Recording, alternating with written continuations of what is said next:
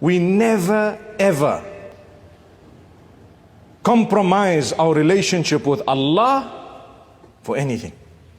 That comes first. Then the Hajj is being celebrated. You will understand why. Ibrahim alayhi salam, number one, he worshipped Allah alone, come what may. Number two, the sacrifices he made, one after the other, so many. I've only mentioned a few here. Later on also, he had so many sacrifices, one after the other. Every time he turned to Allah, he kept on making dua to Allah. Look at the Quran. It is filled with dua made by Ibrahim alayhi salam, meaning many duas there of his are mentioned in the Quran.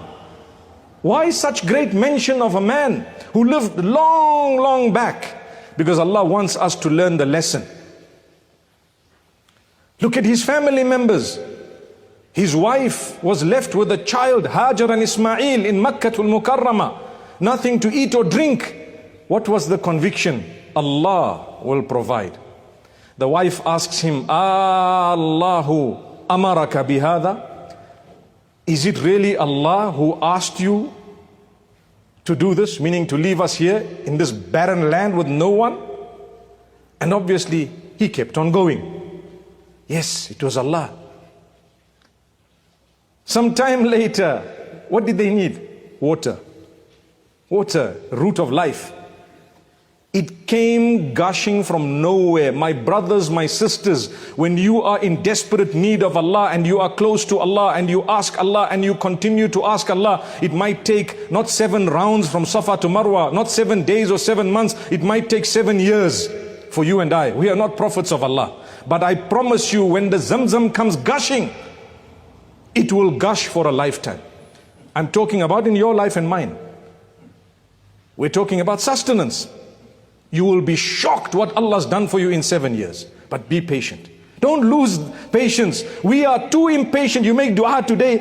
At Asr time you say, you know what, it was Jumu'ah. I went to the masjid. I cried to Allah. I shed tears. Allah doesn't want to listen to me. Hang on, it's only Asr, man. It's only time of Asr.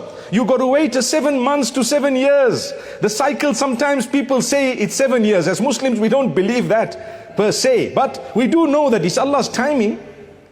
So hang on, be patient, my brothers, my sisters. Maintain that dedication. Look at what Allah tells Musa alayhi salam and Harun. Allah says they were making dua against the Pharaoh for a while. قَالَ قَدْ أُجِيبَتْ دَعْوَتُكُمَا فَاسْتَقِيمَا. The word is فَاسْتَقِيمَا. Allah says, you've been calling out to us, right? For the destruction of the Pharaoh. We've already answered your dua. It's coming. But in the meantime, istaqima, remain steadfast. Be patient. Today you suffered a loss. Hang on. Be patient. Continue in your relationship with Allah. A day of victory has to come 7 years from today. Like I said, all of us, how many problems have you had in your life? I'm repeating it because it's a very important question. Were they not days in your life when you thought, I'm not going to make it, and today where are you sitting? Subhanallah. Beyond imagination. But that time you were crying, you thought Allah's not responding. Look at where you are today. You're sitting so happy. You're sitting with such goodness. Where is the gratitude to Allah? What happened to those days when you were saying, Allah's not listening to me? Where did all that go? And then guess what? Another test is also coming soon, because that's the nature of life. If Allah gives you life long enough, wait, another one's coming. And the good news or the bad news is that the next one's going to be bigger than the previous one, because even at school, you can't have the same questions of grade 1 all along. It has to continue further and further.